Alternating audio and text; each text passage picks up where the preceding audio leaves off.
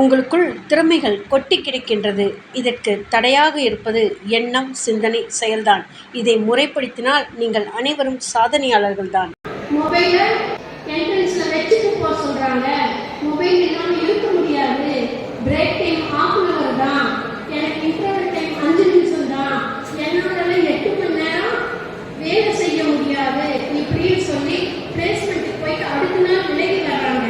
அப்ப வேலை இருக்குது, செய்ய நம்ம தயாராக இல்லை. உங்களுடைய திறமைகளை நீங்க வளர்த்துக்கிட்டா மட்டும்தான் உங்களுக்கு கிடைக்கும். அப்போ உங்களோட நடத்தை என்னென்ன பிரச்சனைகள் இருக்குது, உங்களால தொடர்ந்து 1/2 மணி நேரம் உட்கார முடியுதா, கிளாஸ் எடுத்தா கேட்க முடியுதா, இல்லை என்னால ஒருத்தர்கிட்ட பேசிக்கிட்டே தான் இருக்க முடியுது, இல்லை யாராவது ஒருத்தர் பேசிக்கிட்டே இருந்தாதான் என்னால் கேட்டுக்கிட்டு இருக்க முடியுது. இப்படின்னா இதெல்லாம் உங்களுக்கு உளவியல் பாதிப்பை உண்டாகும். நீங்க உங்களை ஒதுக்கி இந்த சமூகத்திலிருந்து விலகி கொண்டு போயிருப்பீங்க. அப்போ சமூகம் சார்ந்த சிந்தனை உங்களுக்குள்ள வராது. ஏன்னா உங்களையே நீங்க பார்த்துக்க முடியல. இந்த அம்மா அப்பா பேரண்ட் ரிலேஷன்ஸ், இந்த சொசைட்டி அப்படிங்கிற இந்த சமூகத்துக்குள்ள உங்களால இணங்க முடியாம இன்னைக்கு நிறைய பேருக்கு நாங்க பார்த்துட்டு இருக்கிறோம்.